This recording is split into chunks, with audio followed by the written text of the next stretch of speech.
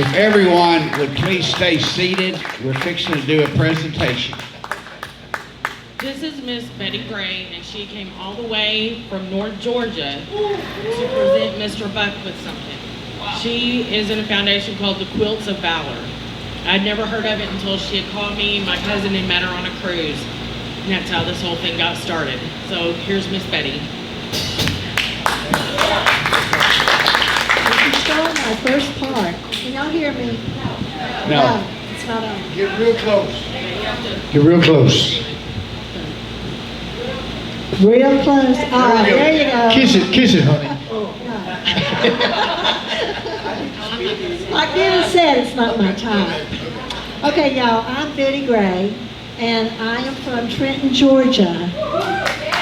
Close to Chattanooga, Tennessee. Okay, I don't talk like that. Okay, I flew all the way to Houston, though, to be able to do this presentation. You're welcome. Thank you guys for giving me 10 minutes, okay? How many of you have ever heard of the Quilts of Valor?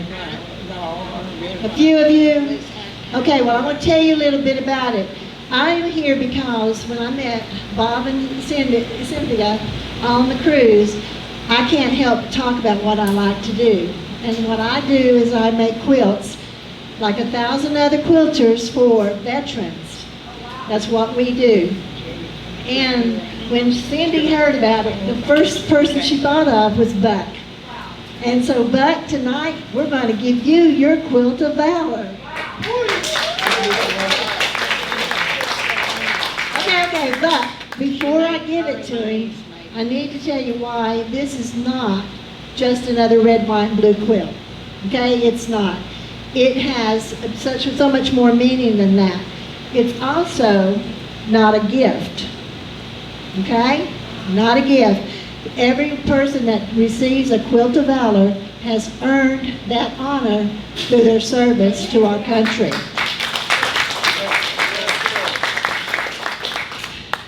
Cindy was so excited about it that she did come to my house and she helped piece this quilt that we made for Buck. Okay? Back in 2003, this lady, Catherine Roberts, she had a dream, and so when she woke up, she said, I'm going to start a foundation that we're going to make quilts for veterans. And so since 2003, y'all, we have awarded 419,694 quilts. And that number was on July 31st. So we've got more than that now. I want you to know that Dina sent me Buck's separation papers and his biography. And normally I don't know much about the veteran, but I cry with you.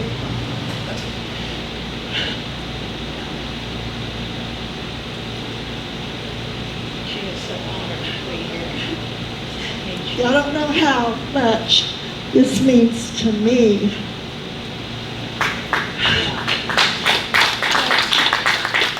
I'm going to try to get through this, okay? But, maybe if I tell you a joke, it will make me feel better. No, my daughter, my very first quilt that I gave, back in 2015, I asked my daughter how I did. She said, well, Mom, other than you cried 7 times, you did really good. And I still can't help but get emotional about this because it means a lot to me. All right, thanks to Dina, I got to know more about Buck. Chester Buck Sloan served the U.S. Army from 1943 to 1945. That was part of the greatest generation that defended democracy, not here on our soil, but in other countries, y'all. Yay. Overseas. He landed on the beach of Normandy. And I had to make sure, but I saw the sign down there that yes, he did do it on D-Day. And thank God you were able and willing to do that. Thank you. But that changed history, y'all, but that was not the end. That was the beginning of the end. And as a younger person, I didn't know that, but I did some research. That was the beginning, that was the end of the beginning. No, that was the beginning of the end, I'm sorry. But after he did that, he went on, he fought campaigns in northern France. He went to the Rhineland. He went to Central Europe. And in the bitter winter of 1944, what'd you do, Buck? I went from Normandy to the Rockcrest in Quilt, Germany. That's where they had the Battle of the Bulge. Battle of the Bulge. He fought, and I hope I pronounce this right, Ardennes? Got a hand grenade thrown on a German tater masher. Yes, and there's one back there that I got to hold, that a duplicate of what happened to him. But I got him with my pineapple. I got him. You did? Yep. Oh, gosh. Okay. Well, like I said, he earned, okay, I didn't know, I've heard Battle of the Bulge, but I didn't know much about it. So I listened to a book about it, and about that battle. It's called The Longest Winter. And I read heard a quote. Boy, I messed up. Let me take a breath. I heard a quote that sums it all. They were ordinary men who became extraordinary by standing their ground when it mattered the most. That's about that battle.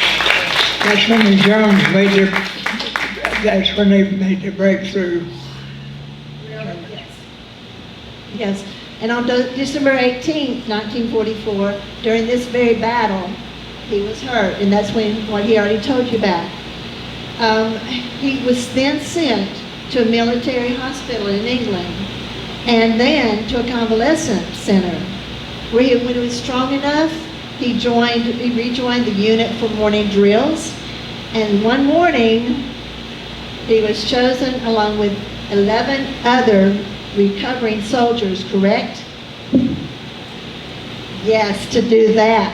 He was chosen to fire rifle volleys at a memorial service honoring the death of President Franklin D. Roosevelt. That just amazes me. Yes. There's a picture of it up. You see the picture. I'm the least one on. Yes, Dina sent me that. That's why I had to share it. I'm sure this is not new to y'all, but it's new to me. This ceremony, y'all, was held at Coventry Cathedral in England. And I noticed in the picture that Dina sent me that cathedral was really messed up. So I did some research, and it was still damaged from the wounds of the 1940 Blitz. This man is just a living legend in our world, in our country. And I don't know that people recognize that much, you know? Before I read, I've got 3 awards, but I saw so many, I thought, no, y'all would get tired if I read all of his awards. But before I read them, I want to tell you one thing I've got 2 quotes I like to do before I give a quilt. One of them is, a veteran is someone who at one point in their life wrote a blank check, made payable to the United States of America for an amount up to and including their life.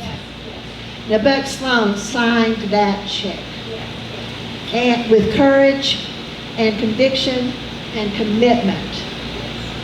But in recalling his service on this biography that I got, he said he saw many wounded and dead soldiers, both American and German, and he credits his survival to the grace of God.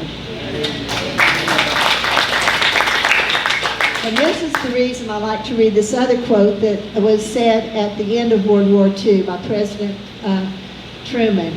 He says our debt to the heroic men and the valiant women who served, it can never be repaid. America will never forget their sacrifices. Now that is my prayer, that we won't, and that our younger children will not forget what it means to have freedom.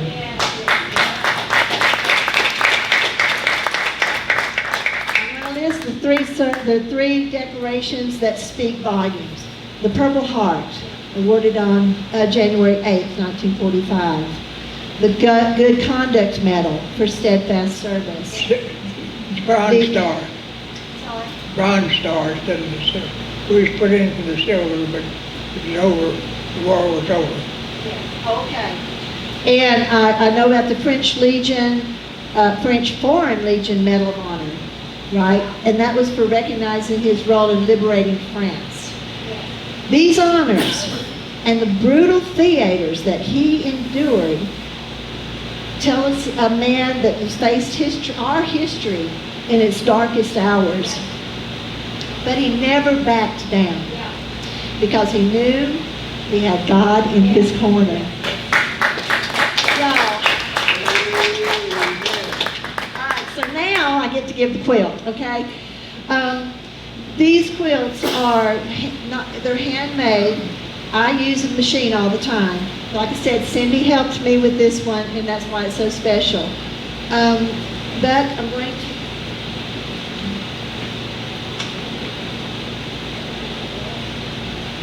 get the picture. All right, this is your quilt. I'll show y'all in a minute. Thank you for your service. Thank you, man. Okay, I'm going to show y'all, and then... Now I got some cover, Shirley. Okay, I'm going to show you what it looks like, but what we do, we like to drape them in the quilt, and these two ladies are going to help me because that represents warm, comforting, and healing thoughts. That's why we spend our time doing this, okay? But, Wow. and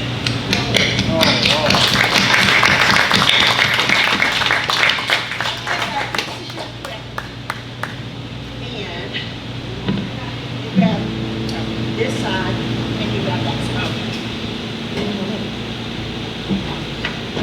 But it is our privilege, our joy, our sacred duty to drape you with this quilt. May it bring you warmth, comfort, and healing thoughts. Amen. It always remind you of a grateful nation. God bless you, and thank you for your service. Thank all of y'all. Give them a standing ovation if you can.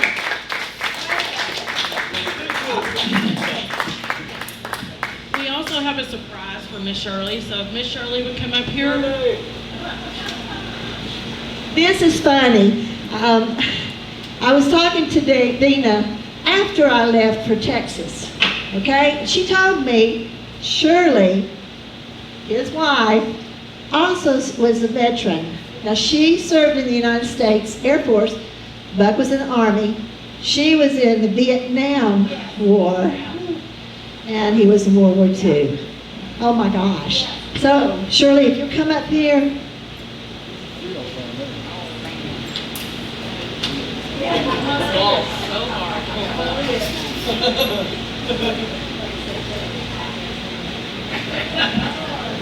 All right, Shirley.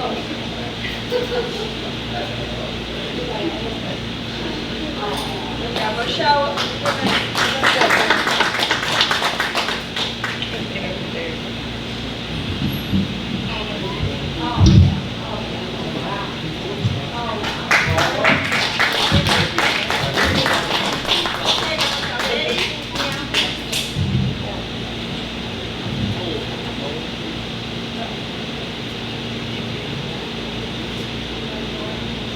Now, I did not make this. Like I said, I left home, didn't even know about this, but my coordinator, I didn't even ask for it. I thought, I can't ask her.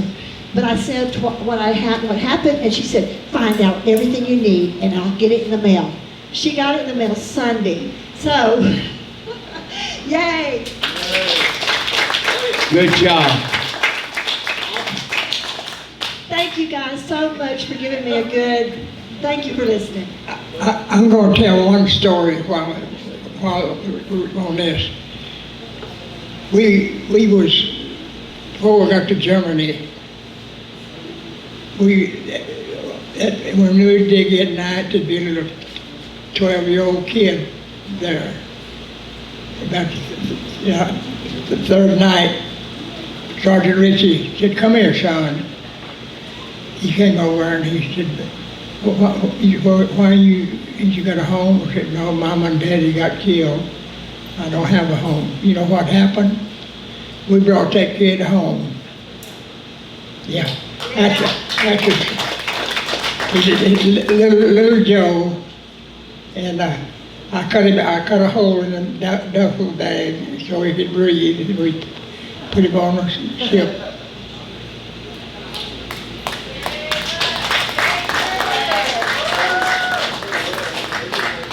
I got so excited I forgot about this because you guys that are old, like me, old enough to know what the Vietnam War veterans were treated like.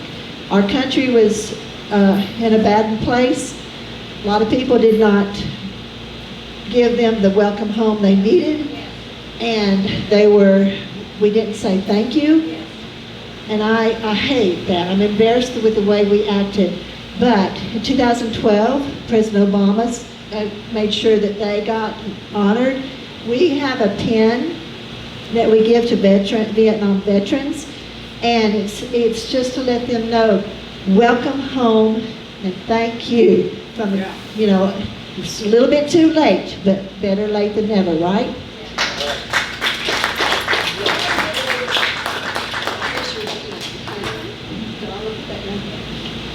Can I get in between y'all?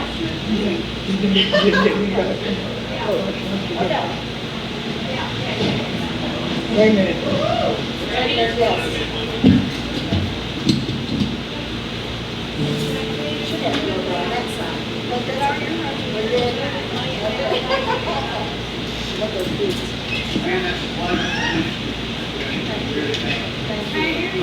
Ready? 1, 2, 3. Thank you. If y'all ever watched MASH on television, I just heard that Buck was calling Shirley hot lips. I'll tell you about little Joe. He died last year. He was young.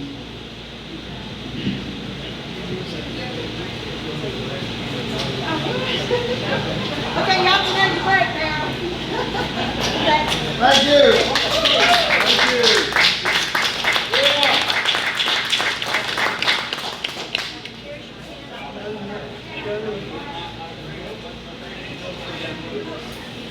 Okay, go ahead and get some ice cream, take a break, and we'll be back.